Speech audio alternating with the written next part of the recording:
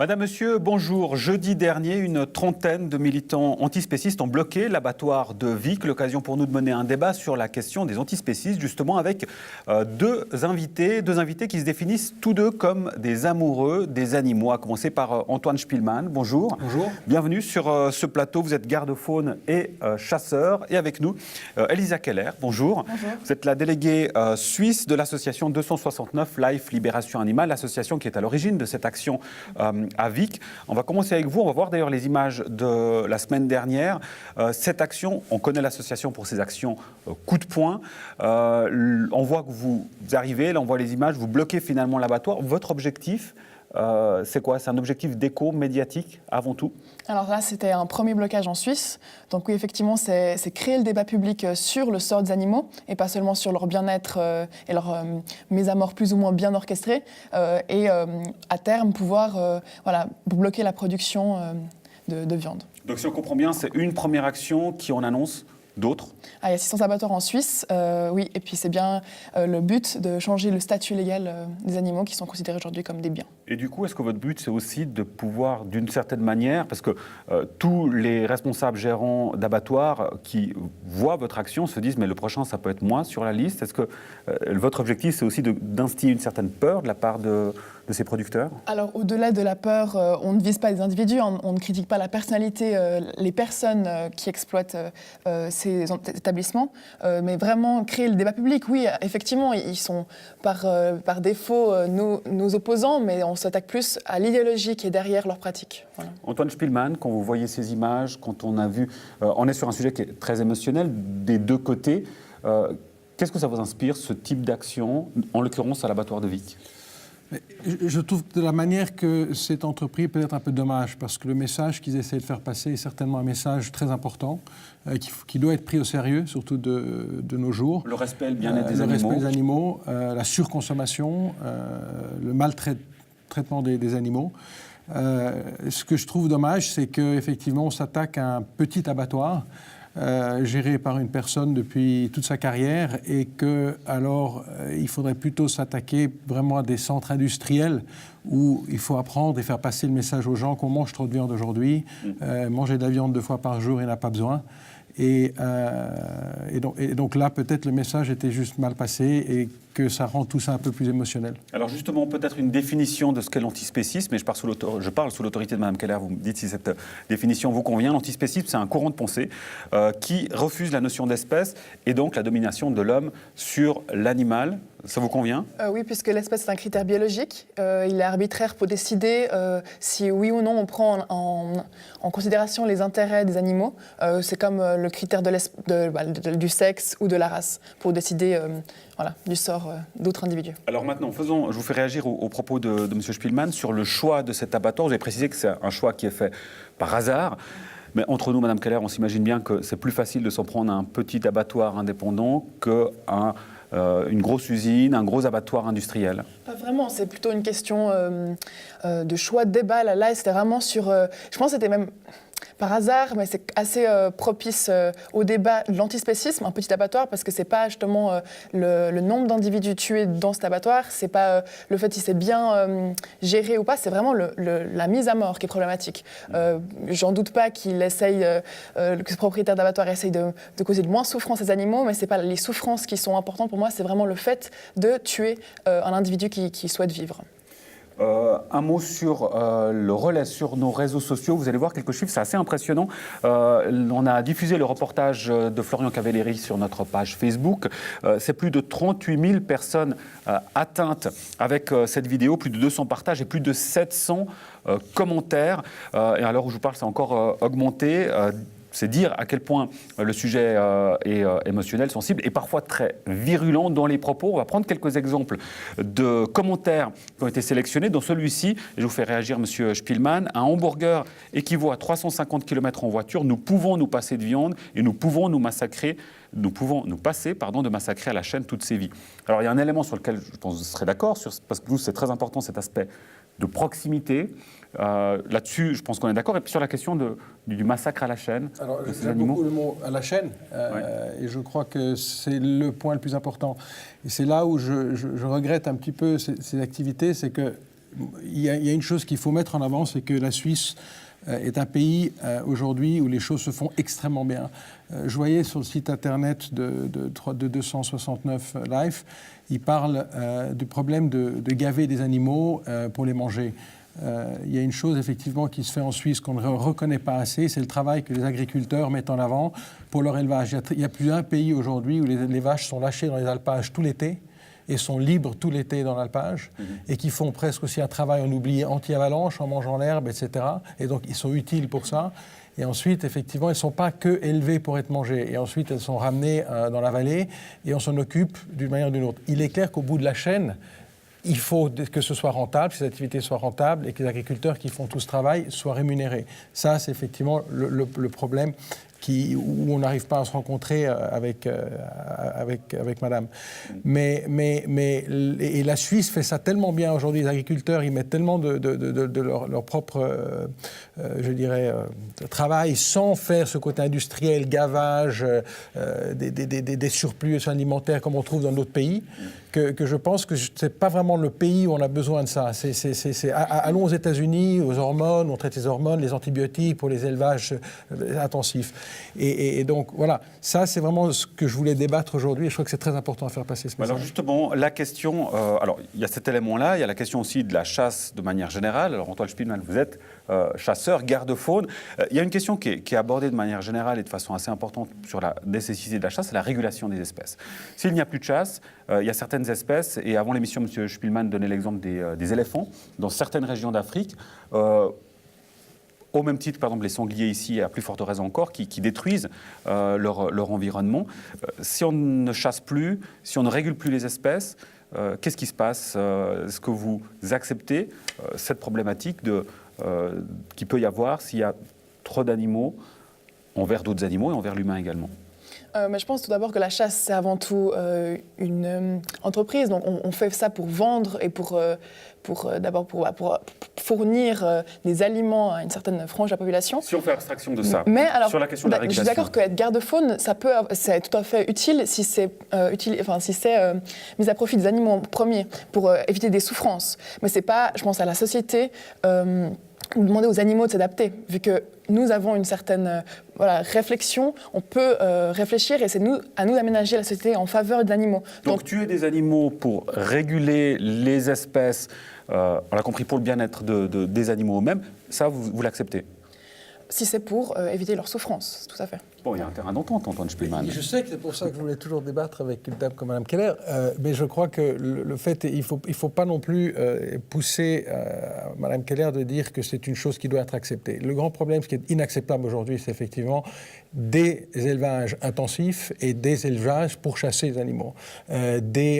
Pour parler d'aquarium dans des zoos, etc., des cirques animaliers, tout ça, c'est des choses qui, à mon avis, à mon regard, n'est pas acceptable. Par contre, l'animal a besoin d'un respect extrêmement important et je crois que ce qui est intéressant de voir, c'est que le canton de Genève, en 1974, on a interdit la chasse, mais il y a 500 sangliers qui sont tirés chaque année. Si on va jusqu'au bout dans le véganisme, c'est-à-dire qu'on tire ces 500 sangliers, puis on en fait quoi? Il faut en faire quelque chose, on ne va pas les incinérer. Donc, si personne ne mange de la viande, il faudrait les intégrer. Par contre, ils sont là. Vous avez mentionné les éléphants tout à l'heure. Attention, je suis loin. Je prends toujours l'exemple de l'éléphant parce que l'éléphant est un humain. C'est un humain. C'est vraiment pour vous est un humain. Ça vit comme. Je ne m'attendais pas à ce que ça vienne de vous, en l'occurrence. Et alors, ce qui est intéressant, c'est qu'on ne peut pas régler le problème de surpopulation en Afrique avec la chasse. Impossible, parce que vous ne pouvez pas chasser l'éléphant, vous ne pouvez pas éliminer les éléphants. Qu'est-ce que vous entendez par l'éléphant est un humain? L'éléphant vit en communauté comme des hommes. Sur l'aspect social. Sur l'aspect social, ils ont des enfants, ils ont des tantes, ils ont des oncles, ils vivent aussi longtemps qu'un homme. Et donc, si vous sortez un éléphant d'une larde d'éléphants, vous rendez la larde complètement folle et vous ne pouvez pas gérer. Donc, c'est très compliqué et personne n'a la solution de l'éléphant. C'est pour ça que j'aime beaucoup le mettre en avant. Allez sur l'Internet là-dessus et mettez surpopulation d'éléphants et vous trouverez beaucoup de débats là-dessus. Et personne n'investit là-dedans. Il faut investir là-dedans, parce que sinon, on aura vraiment un problème. Elisa Keller, est-ce que vous acceptez le fait de devoir tuer pour manger? C'est quelque chose que vous reconnaissez? À l'époque, c'était nécessaire, c'était une question de survie. On sait, en temps de guerre, il y avait vraiment une nécessité de consommer pour échapper à notre propre mort. Aujourd'hui, on a des magasins, des marchés, on est entouré en fait, de modernité, donc ça devient un choix, et un choix profondément éthique, vu qu'il implique 65 millions d'animaux exploités chaque année sur le sol suisse. Alors reprenons l'exemple des sangliers qui a été évoqué. 500, nous disait M. Spielmann, qui sont abattus à Genève. Si on suit votre logique, ces sangliers qui doivent être tués ont été tués, on ne les mange pas, on les incinère? En fait, on les regarde d'une façon utilitariste. Donc, ils doivent forcément servir à quelque chose. Donc, quitte à les manger, alors? Non, je dis justement, ils doivent servir à quelque chose selon, d'un point de vue humain, humaniste, spéciste, en fait. Alors que de base, le problème, c'est qu'on a fait que l'environnement ne peut plus les abriter. C'est de notre faute, je pense, qu'il n'y ait plus assez d'espace pour tous ces animaux. Voilà. Donc on doit faire de la place aux sangliers, c'est ça que vous nous dites. Dans ce cas précis, c'est... C'est prendre le problème à l'envers, c'est penser que les sangliers sont nuisibles alors que c'est les forêts qui disparaissent. Alors voilà, Antoine Spielmann, sur cet élément-là, on part plus sur des aspects, on va dire, de principe, de moralité, d'éthique, voire philosophique, d'inverser la situation, de voir le prisme sous un autre œil et de se dire, en fait, il faut voir les choses différemment. Vous en dites quoi? Moi, je pense qu'on peut se rencontrer d'un commun accord. C'est-à-dire que le problème, c'est que si on devenait tous véganes demain, si on devenait tous végétariens, on aurait besoin beaucoup plus de surface de culture. Si on a plus de surface de culture, indirectement, c'est difficile à gérer au niveau des dégâts dans les cultures. Vous regardez, c'est dommage de toujours taper sur ce pauvre sanglier, mais, parce qu'il y a d'autres problèmes aussi. Mais il n'y a pas que lui. Mais on doit aujourd'hui, à cause de la surpopulation, aussi bien en Afrique, aussi bien ici, dans certains coins, où la migration de l'éléphant ne peut plus se faire comme elle faisait à l'époque, où effectivement la migration du sanglier ne peut plus se faire à l'époque, et les dégâts dans les cultures, aujourd'hui, on ne peut plus accepter au niveau de l'État de payer des dégâts aussi importants aux agriculteurs dans leur culture végétale faite par des animaux. Donc quelque part, on doit trouver une commune entente, et si personne ne le fait, alors à ce moment-là, moi, je pars du principe que dans un monde idéal vegan, on va vivre dans un monde où il n'y aura plus d'animaux. Et c'est parce qu'ils auront tous disparu, plus personne ne voudra s'en occuper. On s'occupe, nous, les chasseurs, on s'assure qu'il y a un nombre idéal d'animaux, pas trop, pas assez, assez pour pouvoir en chasser, pas assez pour pouvoir les voir, les observer, les photographier. J'adore photographier les animaux, mais il faut s'en occuper. Et juste dire, ils sont là pour ne pas être mangés, ça coûte de l'argent. Les vaches, personne ne s'en occupe, les poulets, plus d'œufs. Il faudra les éliminer, il n'y a plus personne qui va s'en occuper. Il y a certains animaux qui ont besoin, des animaux d'élevage par exemple, qui ont besoin de la main de l'homme en quelque sorte, pour leur environnement. Alors c'est des animaux qui n'existent pas de base, puisqu'on les a faits avec des siècles, des années et des années de sélection génétique, venir comme ils sont. C'est vrai que maintenant ils sont totalement dépendants de nous. Donc on ne peut pas revenir en arrière après. Alors, justement, est-ce que toute une vie de souffrance légitime en fait leur existence? Je veux dire, est-ce que c'est nécessaire de les forcer à naître pour ensuite subir toutes ces années d'exploitation, ensuite de mise à mort? C'est beaucoup trop de souffrance pour au final pas grand-chose, vu qu'on peut se nourrir différemment. Et puis, la question des cultures, j'entends bien le problème des dégâts, etc., vu que le maraîchage, etc., c'est nécessaire, en tout cas. Il y a de l'argent, en tout cas, l'argent, il est là. Je pense par exemple à toutes les publicités, enfin, tout l'argent qui va aux publicités McDonald's, de Proviand, etc. Il y a des millions en jeu qui peuvent être plutôt redistribués aux agriculteurs pour prévenir les dégâts causés par des animaux qui, eux... Exactement.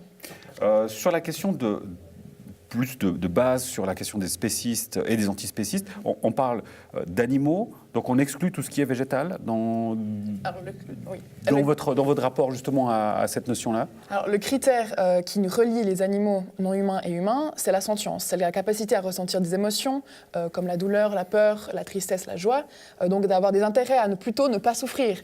Et puis au jour d'aujourd'hui, rien ne prouve que les végétaux souffrent. Et même s'ils souffraient, nous sommes obligés de nous nourrir d'eux. C'est la meilleure solution. Comme des animaux d'ailleurs, parce qu'au niveau du métabolisme, on sait que les protéines qui sont présentes dans la viande représentent un élément important. pour la santé de tout un chacun. Alors, ce n'est plus nécessaire du tout. Il y a de nombreux nutritionnistes indépendants qui ont fait des recherches et créé des rapports qui expliquent à tous les âges de la vie. Ça, c'est un sujet qui est clos selon moi. La Société suisse de nutrition est financée par Coca-Cola, McDonald's, Nestlé. C'est tout à fait biaisé. Donc je pense qu'on peut, en tout cas, on peut être sûr qu'en étant 100% végétalien, on peut être en bonne santé. Antoine Spielmann, sur la vision de la société telle qu'est présentée par Elisa Keller, on comprend qu'il y a sur certains éléments vous vous rapprochez, vous acceptez. Quelle est selon vous la limite ? Vous vous dites là, c'est la ligne rouge, je ne peux pas l'accepter. Je crois qu'on a besoin aujourd'hui de freiner ces grands groupes que Madame vient de mentionner. Mais là, on voit trop politique d'ailleurs. Hein. Ouais, tout à fait. C'est un positionnement politique assez clair. Et aujourd'hui, regardez tout le débat sur le Roundup et des choses du genre. On se fait mener par le bout du nez et je crois que là, il y a de quoi accepter des mouvements comme les leurs. Par contre, je ne peux pas accepter, effectivement, je n'arrive pas à comprendre comment est-ce qu'on pourrait arriver dans un monde parfaitement vegan et continuer à cohabiter avec nos animaux aujourd'hui, sauf si on commence vraiment à réduire massivement l'influence de l'homme sur la nature. Et ça veut dire qu'on doit arrêter de se reproduire, on doit arrêter tout ça. Et ça, c'est là où j'ai un problème. Est-ce que ce n'est pas contre nature pour l'humain d'aller dans cette direction-là ? On ne vit pas vraiment naturel, hein, je vous rassure. Alors, ce qui est naturel et éthique est très différent. Je pense que le problème de la chasse, c'est encore à part de l'élevage, parce qu'aujourd'hui, c'est en termes, en tout cas, de victimes. Moi, en tout cas, je me focalise vraiment plus sur l'élevage, vu que c'est des centaines de milliers de victimes chaque jour. Donc, j'espère qu'un changement de loi pourra accorder des droits subjectifs importants, fondamentaux aux animaux. Bien sûr, à terme, les abattoirs devront fermer. La régulation de la faune, les gardes-chasse, les gardes-faune pourront toujours exister s'ils servent à causer le moins de souffrance possible, autant aux humains qu'aux animaux. Avant d'arriver au terme du débat, je vous propose de prendre encore quelques commentaires sur la page Facebook de Nyon Région Télévision avec cette vidéo qui a été publiée la semaine dernière, en lien donc avec cet abattoir de Vic. Celui-ci, donc, un élément où je pense, Madame Keller, que vous avez l'habitude d'entendre, c'est donc, si on suit votre logique, les lions devraient arrêter de manger des zèbres, par exemple. C'est la nature et c'est comme ça depuis toujours. Alors, vous venez de dire sur la question de la nature, là on parle de l'homme, mais en l'occurrence dans le règne animal, j'imagine que vous êtes d'accord que le lion, c'est normal qu'il tue le zèbre pour se nourrir. En quoi c'est différent de l'homme ? Nous avons une capacité de réflexion qu'ils n'ont pas forcément. Eux n'ont pas le choix. Voilà, ils ont besoin de se nourrir comme ça, sinon ils meurent. Après, un problème plus profond de carnivorisme, oui, moi j'ai aucun plaisir à voir un lion déchiqueter un zèbre, mais je ne peux pas l'empêcher de faire ça. Alors qu'en tant qu'être humain, on peut réfléchir plus profondément sur la question des violences infligées aux autres animaux. Et il y a parmi les commentaires un autre qui parle de la stabilité économique, de l'importance, et là si on reprend l'abattoir de Vic, on l'a dit, c'est un petit abattoir. Il y a quand même l'aspect humain qui est présent. Vous dites, vous prenez au hasard, mais on sait que la personne qui gère cet abattoir a été très touchée personnellement par ça. Et puis, c'est un outil économique pour lui. Quelle solution pour une personne comme ça ? Si vous lui dites, arrêtez votre abattoir, qu'est-ce qu'il fait de sa vie ? De toute façon, c'est tout un pan. L'élevage est en déficit total. Encore plus l'industrie laitière, comme on l'a vu avec le dernier livre de Virginia Marcus, qui est sorti le 28 novembre. Donc, oui, forcément, ils vont devoir pouvoir trouver d'autres métiers et se reconvertir. Je pense qu'il n'y a pas besoin d'abandonner tout contact avec les animaux. Ils peuvent trouver d'autres alternatives. Mais en tout cas, avant tout, il ne faut pas se leurrer, le monde ne deviendra pas vegan maintenant, mais les politiques doivent, c'est aussi au Conseil fédéral qui incombe la responsabilité de transférer de l'argent qui sert inutilement à faire des publicités, à créer des fonds propres à la reconversion vers l'agriculture végétale. Elisa Keller, je me permets cette question, vous avez des animaux de compagnie ? Alors j'ai des animaux de compagnie, oui, qui avaient besoin d'une maison, vu qu'ils étaient soit en refuge, soit voilà, dans des situations de détresse. Est-ce que ce n'est pas spéciste, justement, d'avoir un animal de compagnie, parce qu'il vous amène forcément aussi de la joie? Est-ce que ce n'est pas utilitariste de ce point de vue-là aussi d'avoir des animaux de compagnie? Alors je leur exploite, je les exploite pas, vu que je leur prends ni un de leurs membres ou leur sécrétion, je leur demande rien en retour. C'est tout du bénéfice, ils m'accordent l'affection. Mais voilà, aujourd'hui, on a plein d'animaux et on peut pas, plein d'animaux de compagnie, on ne peut pas les abandonner. Donc bien sûr que je ne vais pas inséminer ou faire des portées, par exemple, à mes chats. Antoine Spielmann, une dernière chose plus sur la méthode de cette association Life 269 que représente Madame Keller. Parce qu'on se dit, forcément, si on veut faire changer les choses, il faut amener des actions qui sont parfois fortes. Oui. Est-ce que c'est la fin justifie les moyens, en l'occurrence? Je ne sais pas. Si vous pensez que 80% des porcs aujourd'hui élevés sur le canton de Genève sont transportés à travers toute la Suisse pour être abattus dans les cantons suisses allemands, dans les laboratoires, dans les abattoirs d'une grosse société, parce que des petits abattoirs ne peuvent plus survivre, c'est pas la bonne approche. Il faut quand même penser à tous nos agriculteurs qui font tout ce travail avec leur bétail, comme on le fait nulle part ailleurs dans le monde, je le répète, comme j'ai dit au début de l'émission. Et je ne pense pas qu'il faut arrêter ça pour commencer. Il faut commencer ailleurs d'abord, arrêter tout ce qui est industrie intensive sur les animaux, mais quand même laisser justement ceux qui font bien leur travail et beaucoup mieux que les autres, leur permettre de le faire, parce que sinon, des abattoirs comme ça vont fermer, et les vaches et tout ça partiront, pour commencer, dans des laboratoires, dans les abattoirs de l'autre côté de la Suisse. Donc, c'est ce que chaque pays se dit, qu'ailleurs c'est mieux. On peut en débattre une autre fois. Justement, on arrive au terme de l'émission. Antoine Spielmann, Elisa Keller, un grand merci pour votre participation à tous les deux.